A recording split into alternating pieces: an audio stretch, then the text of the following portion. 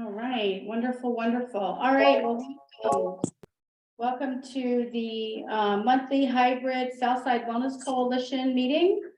Having here in a hybrid fashion, whether in person or on the Zoom. Thank you so much for joining us. We're going to go ahead and start with introductions. And then we'll move through the minutes from last month and then the agenda. And then those of you in person have a copy of those items, and I'm going to be sharing them on the screen here in just a few minutes. And then we have lots of good stuff to talk about, lots of good things happening. And a second, my laptop just went out there. All right. All right, so we'll start with introductions in the room, and then we'll go around the Zoom. And so we'll start with Catherine. Hi, everybody. I'm Catherine Maloney with Tri-County Community Action Agency. I'm on the leadership team. Been involved with the coalition for probably, what, 4 years, 5 years? Yeah. For a while. Oh, and I'm heading up with Stephen here, the membership committee, and we're going to be looking at a membership drive. So I'm going to plug that and say, if you want to be a part of that team, we'd love to have you. Just reach out to Stephen or myself. And a blast from the past is walking in. Good to see you. Good to see you. Go ahead. I'm Stephen Jason, current member of the leadership team, been with the coalition over 5 years. Member of the recovered community and citizen of Mecklenburg County. All right, and we're joined by Ann, and we're just circling around doing the in-person introductions in the room, and then we're going to go to the Zoom. Okay, is that my turn? If you don't mind, sorry Sure. to put you on the spot. Okay, hi, everybody. I'm Ann Bishop. I am a retired nurse living in Clarksville, and I've been a part of the coalition for a number of years. Been kind of out of touch for a while because I went back to work, but I'm glad to be back today. All right, Welcome. welcome. Thank you. Welcome. All right, so I'll start on the Zoom. Mackenzie. Hey everybody, I am Mackenzie Rutter and I'm the prevention specialist at Southside Behavioral. All right, and moving across, Donnie. I'm Donnie Williams. I'm with International Veneer. I do operations, HR, and safety. I'm also a member of the South Central Region Workforce Board. All right, thanks for joining us. Liam. Hey, good morning, everybody. My name is Liam Hudson. I am the co-founder of the Lean In Project. I also have the privilege of serving as the chair of the Southside Wellness Coalition. So excited to see you all. And hey, Ann, good to see you again. Nice. Thank you, Liam. Dorian. Hi, I'm Doran. I'm just intern with Lean In, so I'm new to all this. Awesome. Welcome, welcome. Shelley. Good morning, everybody. I am Shelley Clary. I'm the education specialist at the Virginia Poison Center at VCU Health in Richmond. All right, welcome, welcome. Marianne. Good morning. I'm Marianne Crowder. I am on the executive team for our leadership team for Southside Wellness and also for our local trauma informed care network. Happy to be here. All right, thank you, thank you. Natasha. Good morning. My name is Natasha Lipscomb. I am the Southside Virginia Area Health Education Center Director here at the SVHEC. Good morning, good morning, good morning. Good morning. Angela. Good morning. I'm Angela Jameson. I am the Community Engagement and Partnerships Coordinator at the VA, attached to Richmond VA, but I'm actually in Fredericksburg and covering for Tamika Tony today. All right, thank you for joining us. And last but not least, Brian. Good morning, everyone. Brian Price with the University of Virginia Comprehensive Cancer Center and the Office of Diversity, Equity, and Inclusion. All right, welcome, welcome. All right, I think I've got everybody, and we'll keep an eye on our waiting room. Let me move through. All right, welcome. So let me get started with the share screen. We're gonna go back to last month's minutes. Let's see. Here we go. All right, last month's minutes. So on May 18th, again, beginning at 10 a.m., those minutes are posted as well as the recording on our website for meeting minutes for May of 2023. Members present, lots of members on the Zoom as well. Kim Carson made a wonderful presentation about Tri-County Community Action Services. That PowerPoint as well is on our website. In addition, she distributed some brochures, which then Mackenzie did follow up with the individuals who requested copies to be sent to them. She did that as well within the week after the meeting. Mary talked about the wonderful presentation of the Resilience movie at the Colonial on May 4th. We had an update about the Sokoba Summit taking place in October. We had leadership team updates in terms of letters of support that are going out based on grants in the area. Shared that we have one team from Brunswick County going to YADAP. And also talking about the Coalition Readiness Effectiveness Survey, which again, we're going to talk about today. The ends the end of next week. I'm going to talk about that a little bit today as well. And then all the various events that are taking place across the area, the trainings that we are focusing on and sponsoring. And also a lot of folks shared information about events in the community that again were shared on our social media through Foxglove Marketing. And the meeting was adjourned at 11:01, with the next meeting being focused for today. So we need someone to, are there any questions? Let me say this. Are there any questions about the minutes from last month as they are written?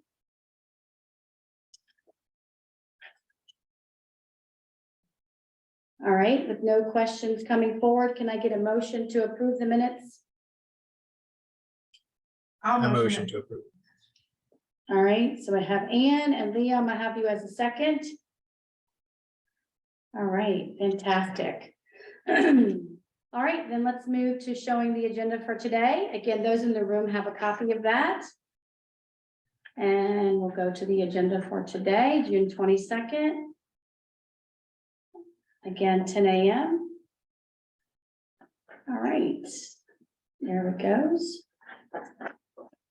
I'm going to start out with a presentation by Liam, followed by just touching base about the Trauma Informed Care Network, Sokoba updates, leadership team updates, talking about the end of the Coalition Readiness Effectiveness Assessment, and then again posting all the dates of upcoming trainings, and then ones that are in progress, like National Night Out, Safe Talk, and the Recovery Run. And then certainly time for anyone to give updates, again, to share information about what's going on in the community, anything you'd like us to share and post on social media as well as the website. All right. Any questions about today's agenda so far? All right. All right, with that being said, if there are no questions, I'll turn it over to Liam. His Pride and Wellness, an introduction to LGBTQIA+ health and wellness for our presentation this month. Thank you so much, Liam. Hello again, everyone. I'm going to get my screen sharing on here. So if y'all could just give me a thumbs up if you could see it. Okay, cool. And I'm going to turn my camera off because I get distracted by myself. All right, full screen. All right, well, good morning, everybody. As Keenan said, my name is Liam Hudson. I am co-founder of the Lean In Project, which is a group based in Southside, Virginia. So we currently serve the counties of Pennsylvania, Halifax, Brunswick, Mecklenburg, and Charlotte. We don't exclusively serve individuals in the LGBTQIA plus community, but we do primarily focus on individuals within this community.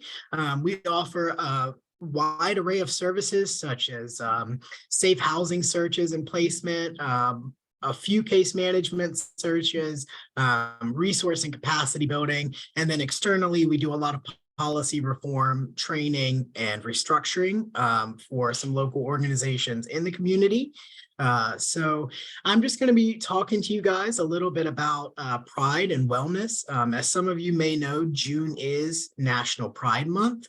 And so I wanted to use this opportunity, and I'm very thankful to the Wellness Coalition and to Keenan for allowing me the opportunity to just talk to you all about some of what's going on with this community and what some of the things that they may be facing and what you all may be able to do to alleviate some of those barriers. So a brief agenda. I'm really going to try to keep it pretty simple today. We're going to do a quick overview of the basics. We'll go over some terminology and gender identity.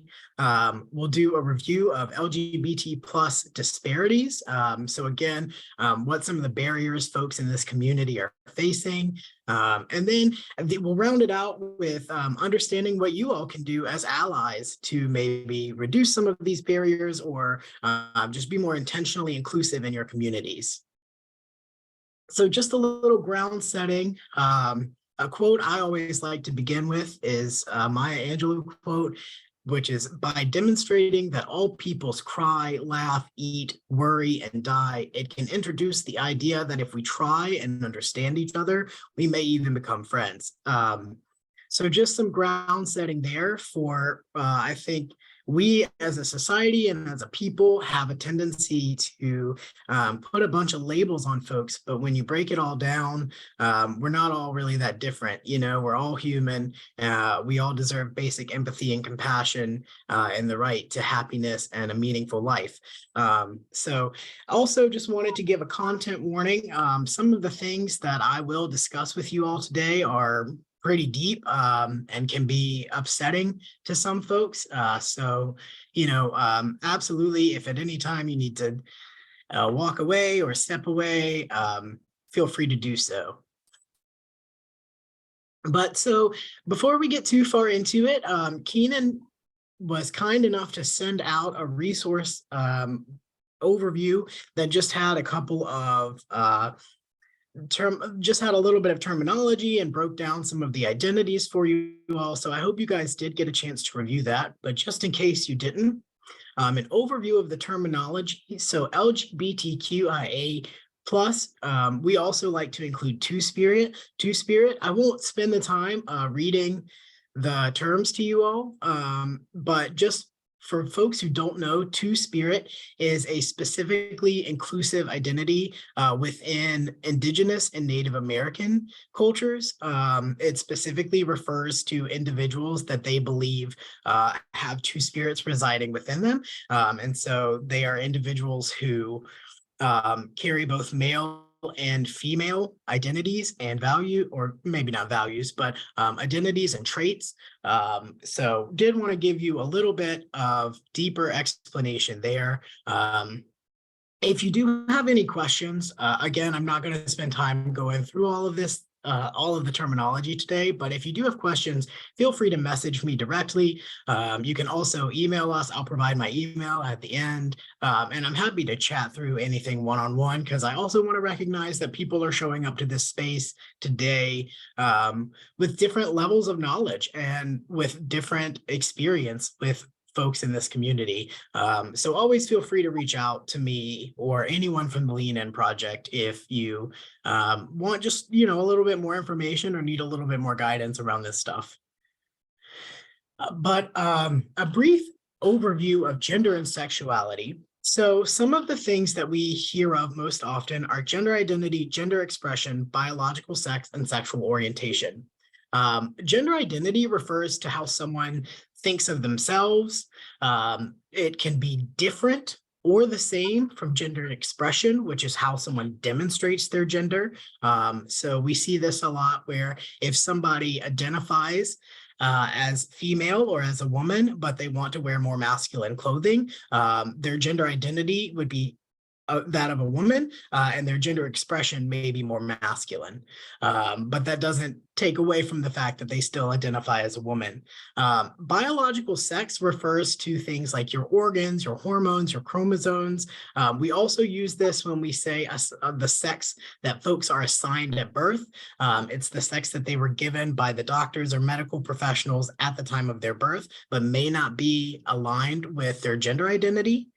And then sexual orientation refers to the physical, spiritual, and emotional attraction someone has to other individuals. So this refers solely to attraction. It is not dependent on gender identity or gender expression or biological sex. All of these things are 100% individual and can be different for everyone. But again, if you understanding that folks are showing up to this space in different places, so recognizing that this is a very general and brief overview of these kind of more expansive concepts, feel free again to reach out to me if you all need any further explanations or would like more information. So some of the one basic thing to know about folks in the LGBTQIA Two-Spirit Plus community is that intersectionality, and this isn't just for this community, intersectionality is very important. So intersectionality describes how different aspects of a person's identity and can make them more susceptible to discrimination or disadvantage. So an example of that would be, I may have some marginalized identities, but for the most part, I get to walk around the world and show up in the world as a perceived cis white man. And so what that means is I have one of the highest levels of privilege because of my identity as a white person and my identity as a male.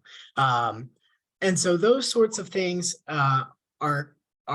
can be a little bit difficult, but I think this wheel gives us a great example of the fact that intersectionality is not linear, right? So everybody sitting in this room or present today has multiple identities that impact the way they view the world, that impacts the way the world views them. Intersectionality seeks to highlight the fact that some identities are treated differently than others, and some folks with those compounding identities. So, for example, if you have a Black woman who is also a trans individual and maybe comes from an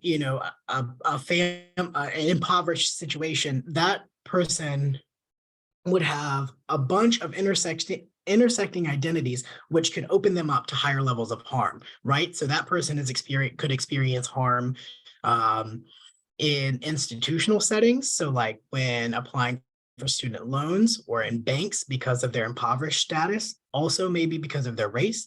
That person is also likely to experience harm in a healthcare setting because of their identity as a trans person, and also potentially because of their race.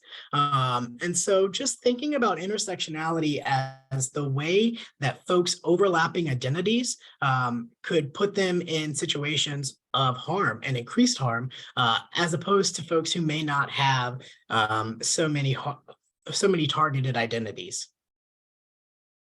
So I touched on it a little bit in the previous slide, but just want to break it down a little bit further for you all. So when we're talking about intersectionality, again, we're talking about those compounding identities.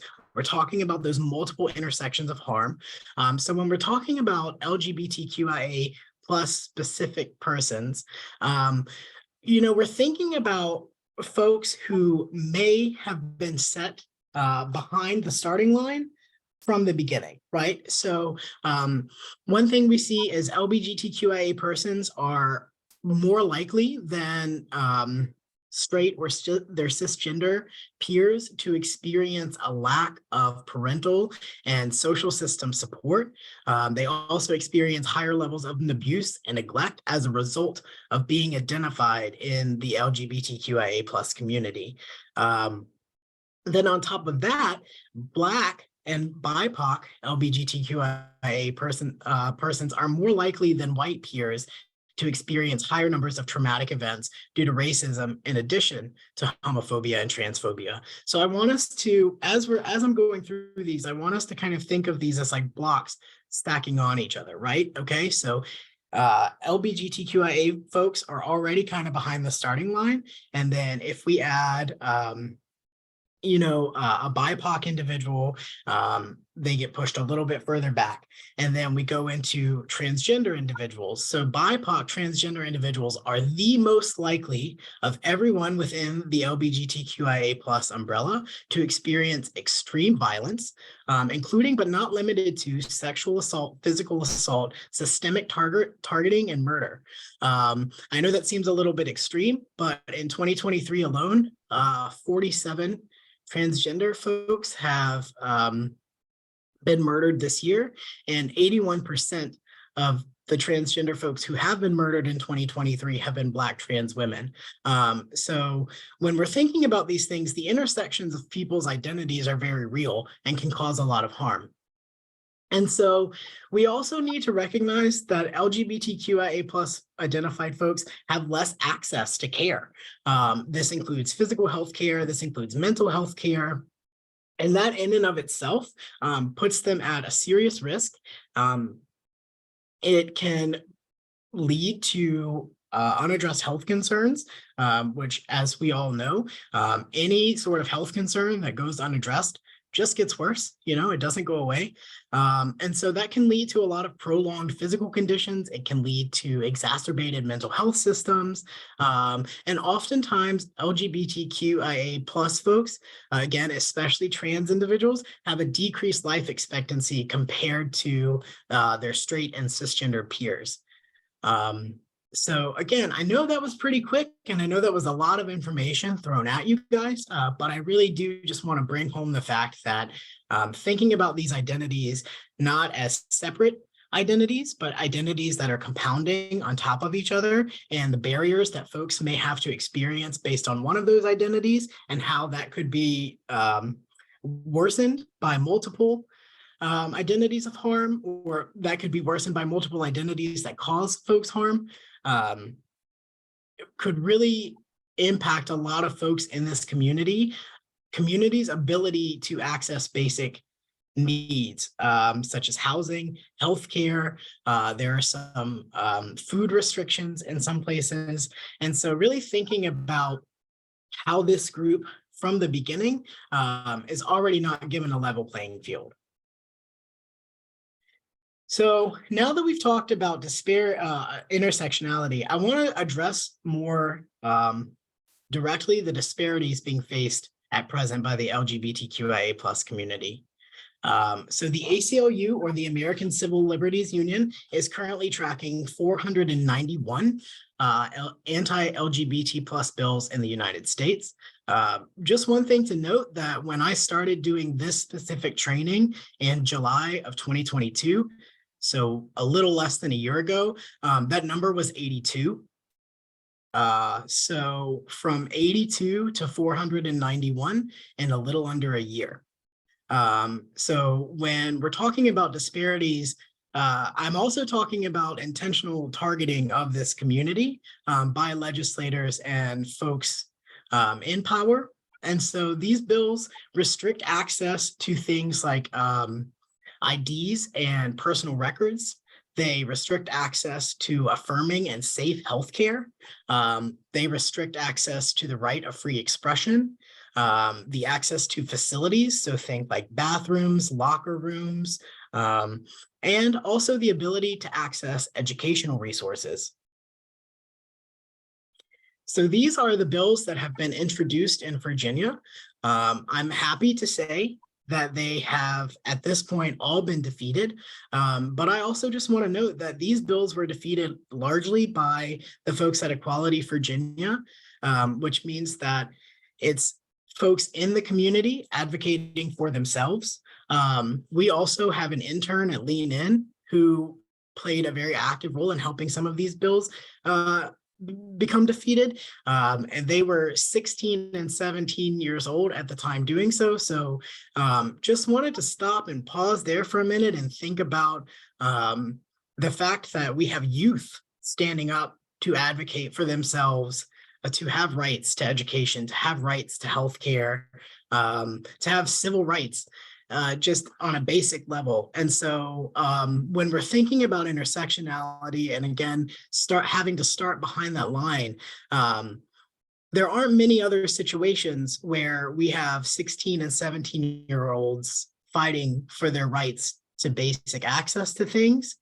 And so that is something that we're asking LGBTQ and BIPOC youth to do on a daily basis.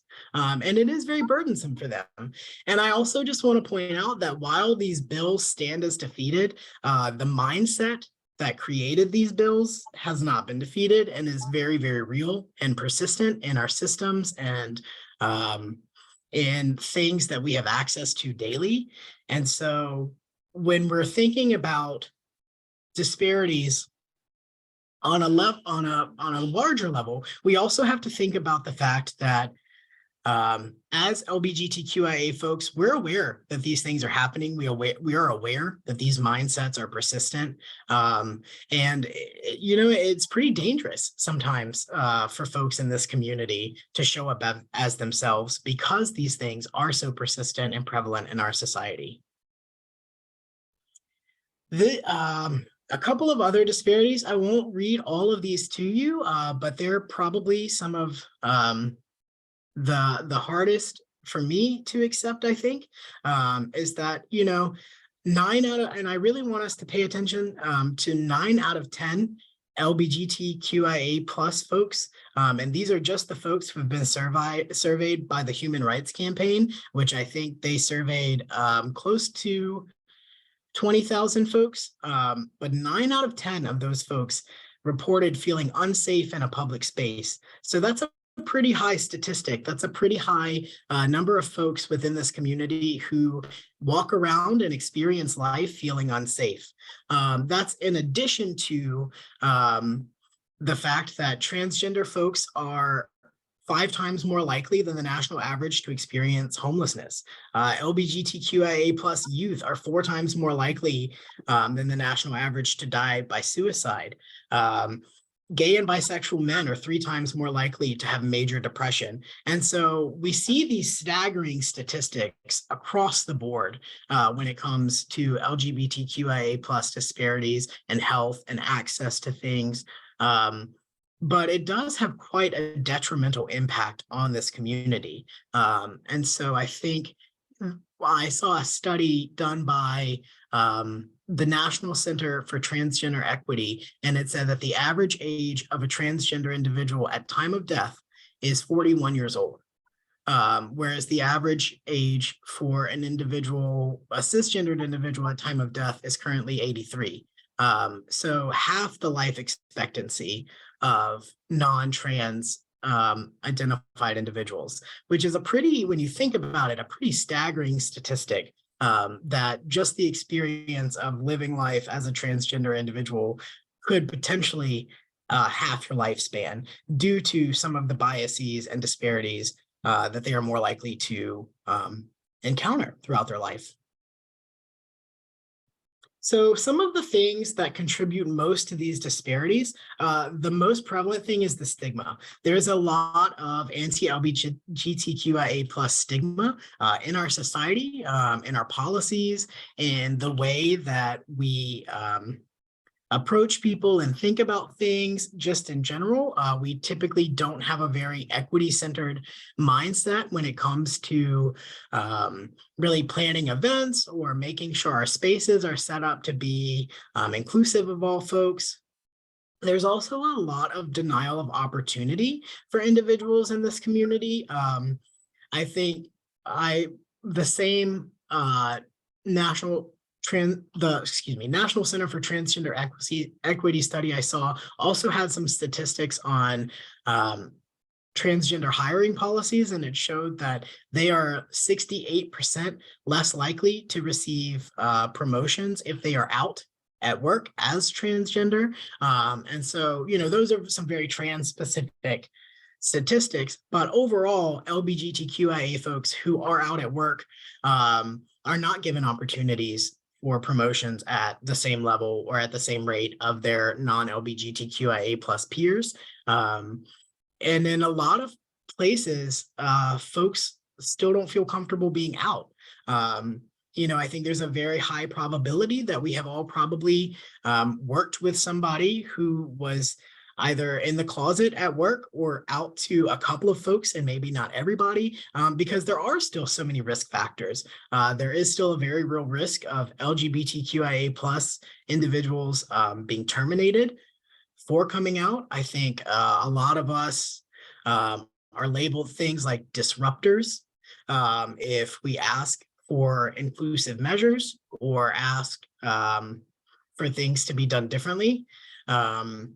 And also there is still, because there is that stigma, because there is such harsh thoughts and feelings around folks in this population, sometimes it can be, quite frankly, dangerous to be out in professional situations. And so these are some things that, when I was talking about earlier and I said, imagine living your life, every day of your life, feeling like you're going to be in danger. And I don't, I want to hit it home that I don't just mean physical danger, that I also mean emotional danger. I mean, their mental well-being. So if a person is experiencing life and they believe that they are in physical danger, they do not have the ability or the safety to be out at work. They don't have access to healthcare. All of these things are compounding and all of these things add up and they really make a difference to the quality of life that someone has the ability to experience. So now that we've talked about all of the hard stuff and all of the stuff that is not fun for anyone, I recognize, but is very true. What are some things that you can do? So where do you start? Start with yourself. How do you show up in spaces? What biases do you hold? With whom does the power lie? So I say all of these things because it's a constant checking ourselves, right? I myself identify within the community, and there are still times when I have to check myself, right? I still try to check in regularly about people's pronouns. I still try to make sure that the mindset that I'm carrying with me isn't based in internalized homophobia or transphobia. And so we also have to constantly check our biases. We all have biases, all of us. It is a human thing to have them. And I think a lot of times they can be sort of a protective factor for most folks, but they can also be really harmful to others, even if they are protective to us, right? So I think it's very natural when we are shown something that we are unfamiliar with or maybe uncomfortable with to put those walls up, right? But those are the biases speaking. And by putting those walls up, we may unintentionally or sometimes intentionally do harm to other folks. And so what can we be doing to constantly say, okay, I had this feeling, wasn't a great one, recognizing that it's not coming from a useful place. I need to put that one in the parking lot for now, right? And then with whom does the power lie? I think a lot of us in this room are service providers. There's a lot of power in that. There's a lot of power in someone coming to share their personal information with us. I think a lot of times folks have to come to some of us in crisis. So they're experiencing either the lack of housing or they need some financial support or food support. And so we inherently have the power as the service provider in that situation, right? We basically get to determine, whether or not this is actually true. The perception is that we get to determine whether this person gets access to the thing that they're seeking, right? And so constantly thinking about that and monitoring that too, and thinking about ways that we can decenter our own power. So does that look like asking for consent before you ask really personal questions? Does that look like asking the person what makes them most comfortable, like what sort of meeting would make them most comfortable? Anything we can do to sort of decenter our own power in that situation. There are also some performative allyship things we can do. Now, I think people can get really turned off to the word performative because it has kind of been deemed a bad word. But I personally don't think there is anything wrong with performative allyship as long as there's actionable allyship along with it. We'll get to that in the next slide. But performative allyship is things that you can do on the exterior. So it's things like adding your pronouns to your email signature, wearing a little pride pin on your lapel or on your lanyard, putting safe space flags in your organization or in your offices, labeling bathrooms with gender inclusive language. So things like all users. And also pride logos and organizational materials. I know when I was growing up in Southside Virginia, I didn't see any agencies in our area with pride logos. And so as an adult in Southside Virginia, for places like Southside Behavioral Health to really stand up and take a firm stance in their allyship was pretty impactful for me. And I think, is also impactful for a lot of the youth in our area because they see these things and they, that then translates to them like, oh, this could be a safe place for me, right? And so again, just noting that these are performative allyship measures. They should also always encompass actionable allyship.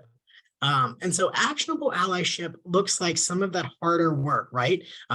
So it's educating yourself. It's hearing a term and being like, I don't know what that is, and Googling it. And I don't mean that to be condescending, but I do mean that Google is a wonderful tool and you can find out all kinds of things on there. The Human Rights Campaign is another great resource. Equality Virginia is a great resource. The Lean In Project has some awesome resources on our page as well. So making sure that you all as allies are doing your due diligence to know where your gaps in knowledge are and to start filling those gaps for yourself and not putting the burden on the community to fill those gaps, those knowledge gaps for you. And then once you feel comfortable in kind of recognizing your gaps and understanding where they are, it's important to continue to encourage others. So that looks like breaking down stereotypes, or if you hear somebody say something homophobic or transphobic, stopping it and calling it out and saying, hey, maybe that wasn't the best thing to say, or hey, I know you meant that as a joke, but it's actually not funny and it's pretty harmful to this community. And then you start to build a community once you do those things, right? And also learning what exists in your community. So what systems already exist that you could support? How can you work to connect others to those systems or help build those systems so that they are thriving? And once you have that systemic support, then you can start to strategize locally. Are there any local laws or policies or social structures that are hurting this population? Chances are yes, whether it's intentional or not. So how can those things be addressed? Who do you need to speak to? And then the key thing is to keep going. Advocacy is actionable and ongoing. So make sure that as you're starting this journey, that you are also taking measures to make sure that it is sustainable. I think it's very human nature to get really excited about a new topic or feel very passionate about something and then kind of start and be all in and then maybe not have the capacity or the stamina to maintain that momentum, right? And so how do we keep going once the initial excitement has kind of fizzled out? And that looks like making sure that we're pulling other folks into our allyship efforts, that we're encouraging others, that we're building that community, that we're strategizing with folks, because just like this problem wasn't created by one person, it's not going to be solved by one person. This is a community and a society level issue, and it's going to take a society level approach. And so making sure that we're all in this together and that we have a sustainable plan for allyship. So that is what I have for you today. But I will leave you with just the importance of understanding the multiple points of intersection and the multiple points of harm and the impact that these sorts of things could have on this community, and their overall well-being is very, very high. And so it's a lot to seem it's a lot to feel like we need to tackle all at once, but I think if each of us focus really heavily on our own personal systems and understanding how we can take part in making those better, then the system itself will start to change, right? And so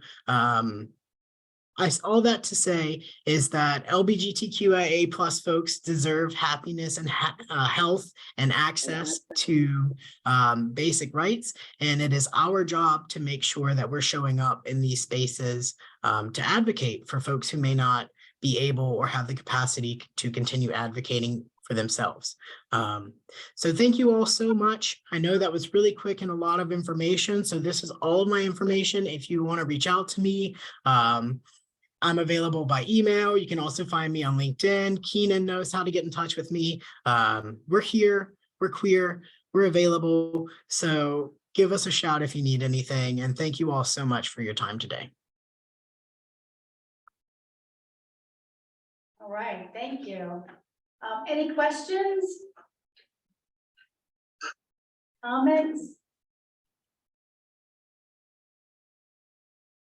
I just think it's a community of individuals, folks, as he calls them, that need a lot of support where we live. And doing that, I mean, I know you have the Lean In project. Are there other resources, Liam, in the area or other active organizations? I know we, as a Southside Wellness Coalition, have done some stuff with the youth, correct? Yes, with the PSAs that we PSAs. created. But is there anything else actively going on that we can monitor, that we can, you know, get out to our community? Well, I can let Liam and I both, I imagine, could speak to this. We recently, in development from the PSA, we applied for grant funding with Danville, Pennsylvania's Community Services Board, along with the Lean In Project, to ask for funding to have an in-person summit. Excellent. And so that is in the stages right now of talking about where to have it, on what day to have it. There's a small number of us that have been meeting recently about that, and we were hoping this week, but it hasn't happened yet, to find out where exactly we could have the event in Southside connected to Danville. And then once we have that, we will be reaching out, sharing that with the coalition, again, seeing who would like to become involved in that discussion. And and Angela just put a resource link into the chat box as well. Okay. But we'll follow up with that because we're planning an in-person summit. Liam, anything you would like to add to that? I would say locally, the Equality Virginia website has some really great resources. Also, Kaleidoscope is in Danville. And I don't think they expand beyond Danville, but I do know they do, or Pennsylvania County, but I do know they do a lot of really good events and try to be pretty open and accessible to most folks in the region. So they're one to check out. And then there's also the Pride of Rural Virginia, which is a kind of health resource. Brian, speak if I miss anything, please. But kind of a health resource building tool that helps folks find and identify and also rate health providers in the area. And the ratings are done for LGBTQIA plus folks by LGBTQIA plus folks. So they are true ratings from true experiences that folks have actually had. So those are the ones I know of that are Southside specific. But again, Brian, if I missed anything, please holler.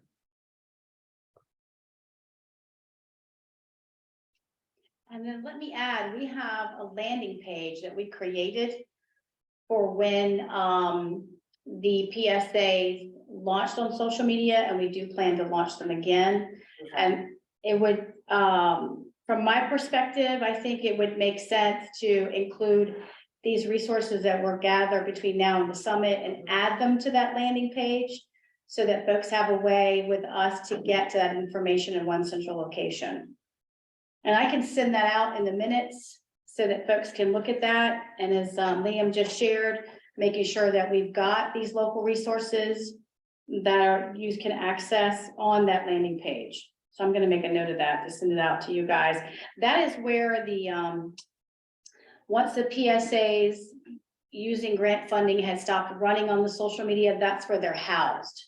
So that obviously we can regularly share that landing page. And I'll send it out to everyone as well.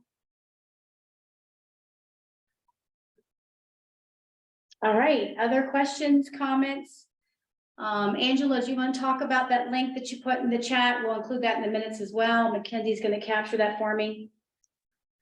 Sure. Yeah, just a couple of quick comments. We do have a coordinator, LGBTQ plus veteran care coordinator that veterans can contact directly. Her phone number and email is listed on that link. And with the VA, there's a lot of different services that we do have to offer. Of course, a veteran has to be eligible to be seen at the VA in order to get access to those services, but it does really, the website does a good job of listing what some of that is. And if there are questions, myself, Tamika, we'll do what we can to get you some answers, or you can contact Tanisha Anderson.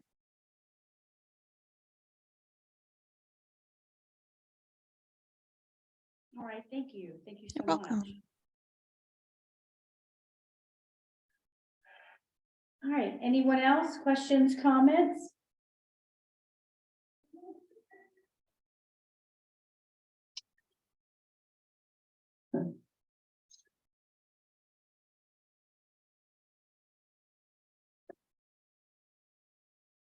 All right, Mary Ann, do you have any updates from the Trauma Informed Community Network?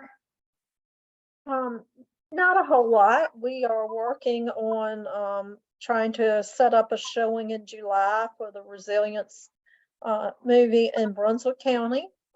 So we will see if we hopefully will get that going and have that happen. And we are hoping to have some representatives at National Night Out on August 1st.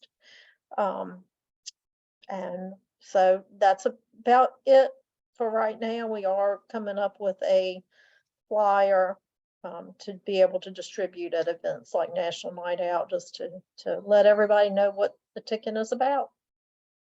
Okay, I think that's it. Keena? Wonderful, thank you. And just since you brought up National Night Out, I'll go ahead and let everyone know. We're waiting on hearing from partners in South Hill and Halifax as of tomorrow before 5 o'clock as to location and time. I think it's traditionally some of the same information, but we always like to check before we start putting it out on social media and sending it to all members exactly we know the date is August 1st for National Night Out, but the location and the time so that we can get you all signed up to be volunteering. It's my understanding that National Night Out is going to be hosted in 4 different locations this year in our catchment area: Halifax, South Hill, Chase City, and Brunswick. And Mackenzie and I are just waiting to get confirmation from the South Hill coordinator and the Halifax coordinator to get that flyer out. And then she will be sending you guys the information and then reaching out for folks to volunteer to come help man those tables and give out information. And there is the plan, as we did last year, to do a QR code to allow people to register for an adult self-care kit or a book bag full of school supplies, as we did last year. Last year we had 100 and I want to say around 110 people that registered on the QR code. 89 people agreed to follow us on our newsletter. And then we used that as a catch-all to reach back and ship folks their winning prizes. And then they were so kind to send us pictures back, which we then created a blog on our website to feature that. So that worked out really well last year.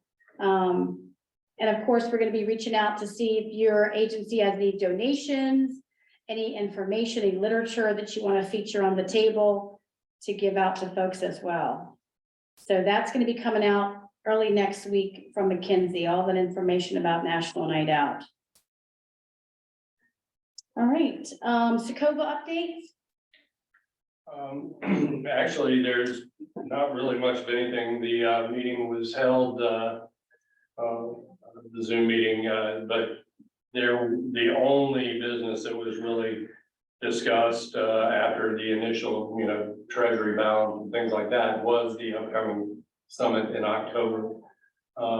If you are anywhere out in the Roanoke area and you do want to participate, they are looking for volunteers for different committees, for, set up manning desks, contacting people afterwards, everything else, but there was no other new business discussed. All right, awesome.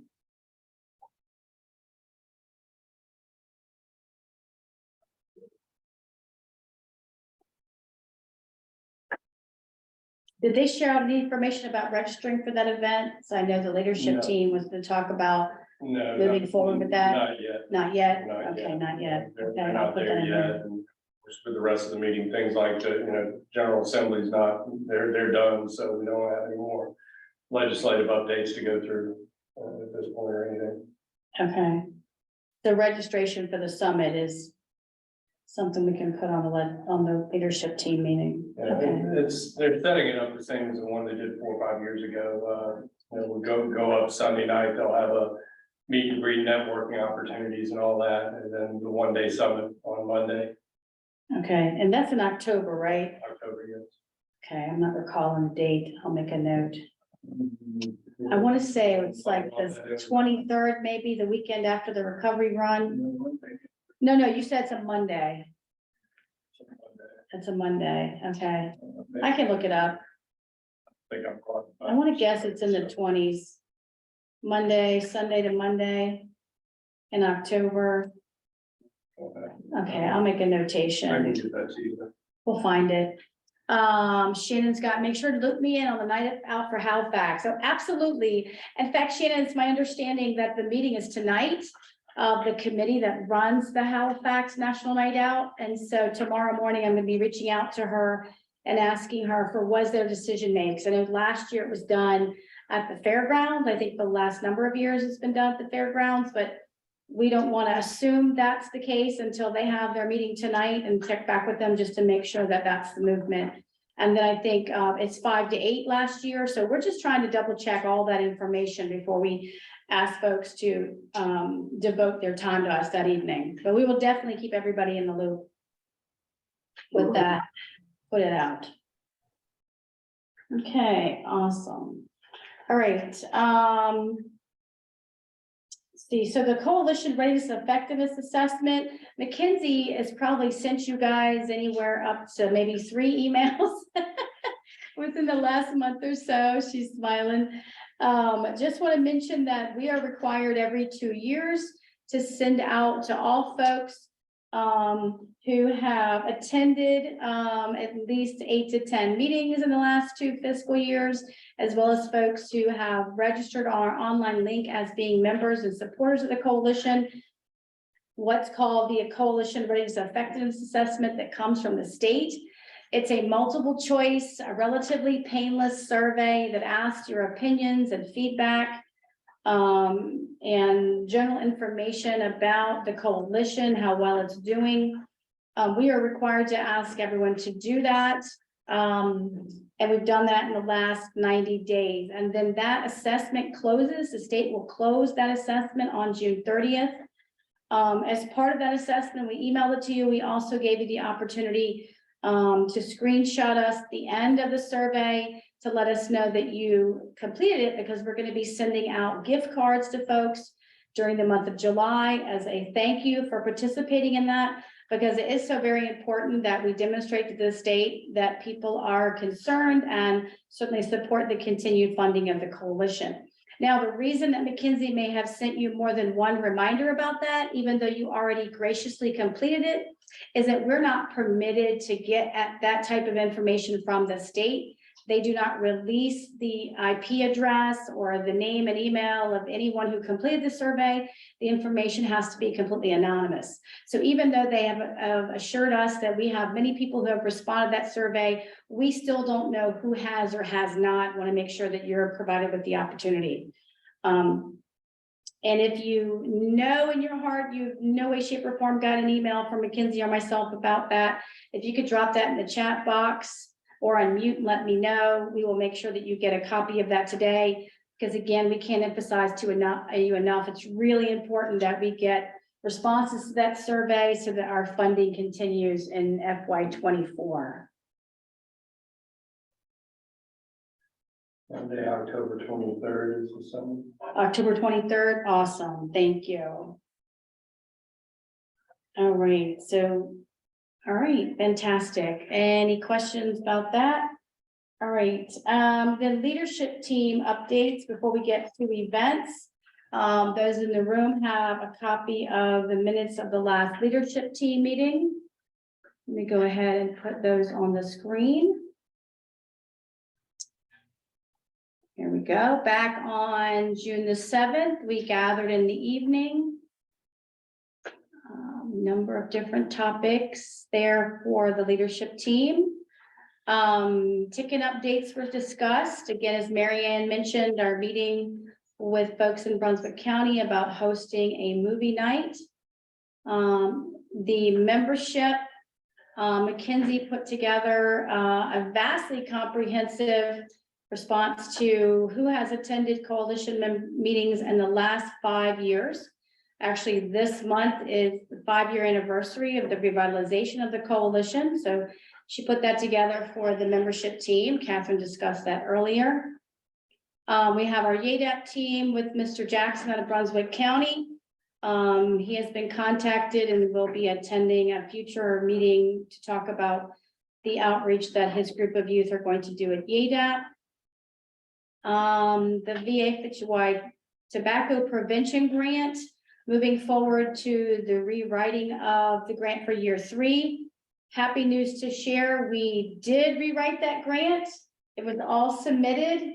We did get 4 MOUs with all of the partnerships listed here in the minutes. Mecklenburg County School agreed, Brunswick County Public Schools agreed, Halifax County Public Schools agreed, and the CTE department of SVHEC. All 4 of those partnerships agreed to work together on youth tobacco prevention, vaping prevention, nicotine prevention, social media and marketing, and all kinds of cool campaign stuff for next year. So that's super exciting. And certainly if you want to be a part of that, please let me know. Sorry, I felt something. My phone. Update on the opioid abatement. Sorry, that's where it is. Grants. I know Shannon and Liam are on here. If you all have any updates about that, I have not heard anything about the opioid abatement announcements as of yet. Next meeting, the art show was this week. We appreciate those who attended. And then we talked about all the upcoming events. And the new lock and talk gun retailers that joined our work as well. And then there it is, the behavioral health equity grant we mentioned earlier, year 3 of the funding with Danville and Lean In Project to expand into a We Stand Together in-person summit coming in October. All right.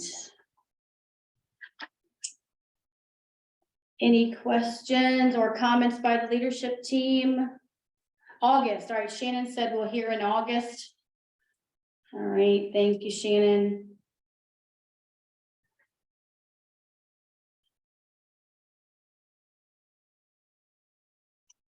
All right, any questions, comments from leadership team or such about our leadership team meeting? All right. All right, and then moving down the agenda to the training. So we continue to offer a virtual revive. It's not being formally announced as of yet. but we are planning to help to do a, you all remember on the newsletter, I know you all are reading your newsletter every month. In the newsletter, where we traveled to the Microsoft project to Walbridge Construction, and we trained 59 people in 3 hours. Catherine and Stephen joined us there, 59 people we rapid revived in under 3 hours. It was phenomenal outreach that we did a phenomenal job with.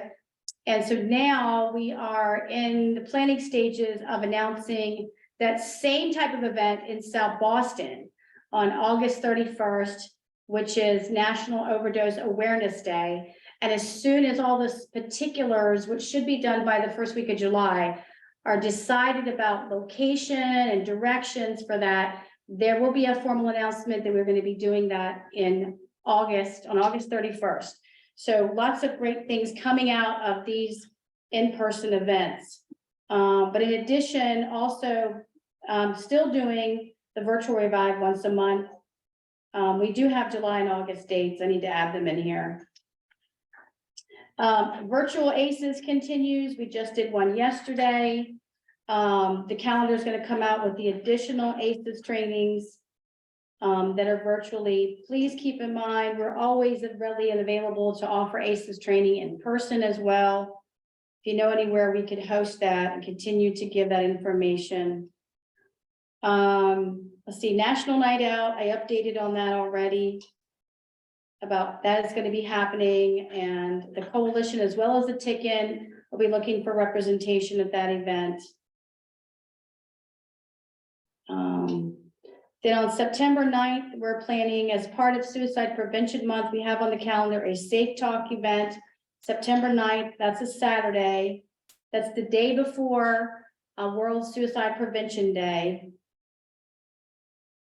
So if you know of anyone or yourself would like to learn more about suicide prevention and the action plan that goes along with that, that's happening on September the 9th. And then the recovery run, that flyer, I keep saying the first week of July, but to be honest, there's so many projects that have to be finalized by the end of June. They're all going to be announced. Sarah, I would let you know, so September 16th, our marketing coordinator here has gotten an agreement with Occoneechee State Park. And so as soon as that partnership is finalized, which I just talked with her this morning, a flyer will be coming out. We will be one of the sponsors, and leadership team agreed to be a sponsor. We are going to be a sponsor on the 2023 5K unofficial run inside Occoneechee State Park on September 16th, beginning in the morning. The event is going to be offered at no cost, so we don't create barriers to folks to come and participate and run through beautiful Occoneechee State Park. Walk or run. A what? Walk or run. Oh, yeah, right, sorry. Or jog.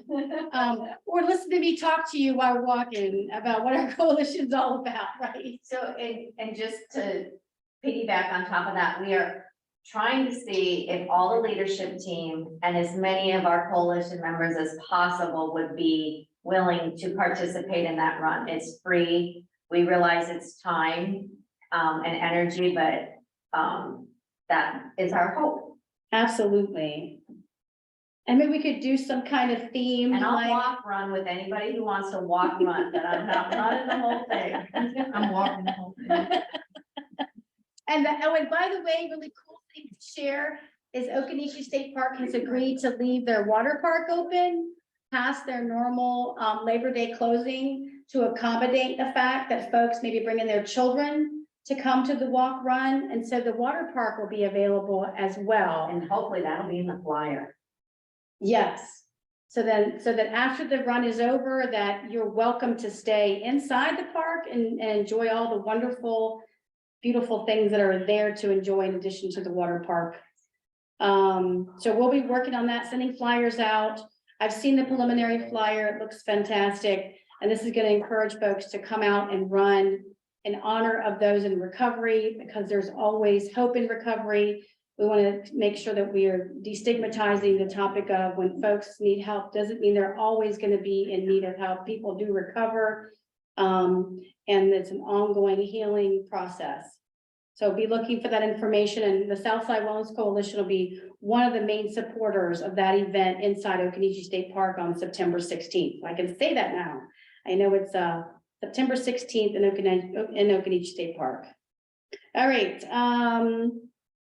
That's our items to announce. All right, so member updates, and I see some stuff in the chat box already. Let's see. Oh, look at that. Liam says, it looks like the Opioid Abatement Authority has released a summary of the grants. Ooh, okay. All right, Mackenzie, grab that link. Keenan, it looks like Southside, including Brunswick, Mecklenburg, Charlotte, and Halifax counties, were awarded $57,640 for a planning grant. Oh, wow. Fantastic. That's fantastic. 57, you said 57,000? Yep, 57,640. Okay, awesome. Awesome, yay, awesome. Thank you. All right, and Marianne just said awesome too, absolutely. All right, updates, anyone like to share anything?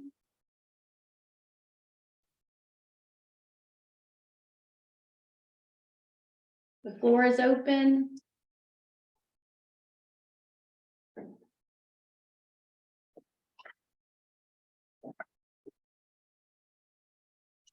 All right, our next meeting will be July of 2023. I don't know why I don't have the date on that. I should have had the date on that. Is it that? It's the third Thursday, and that was my mistake there. Hold on 1 second. Yeah, we'll find it. The next meeting is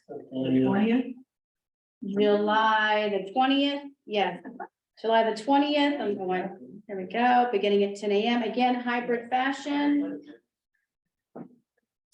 We do not yet have a guest speaker for that day, so if you have any ideas, suggestions, would like a presentation, make a presentation about yourself as well, about what you provide the community, what role you play, we would welcome anyone to make a presentation to the coalition. All right. Any other things to share? I think we had a fantastic meeting today. Thanks, Liam. Yes, thank you, Liam. That was a great presentation. Absolutely. Yeah, thank you all. Anytime. And if you're able to release that slideshow, you send that to me, I'll send it to Foxglove. We'll get it up with the minutes and post it on the website. Sure, I'll send that to you right now, Keenan. Awesome.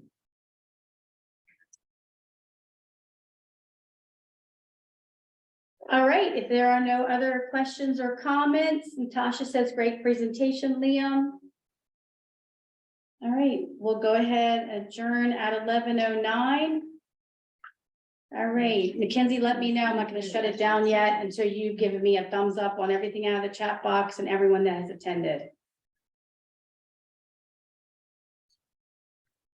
Thank you, everybody who was Yes, thank you. on Zoom. Appreciate you being here. And welcome, Doran. Welcome to the team. Thank you, Donnie. Have a great day. Bye-bye, everybody. Bye-bye. Great week and weekend. Thank you. Thank you. Bye, everybody. Bye-bye. Bye. Stop my recording. You gotta get your Stop recording. There we go. You sure? Am you sure you're recording to the cloud?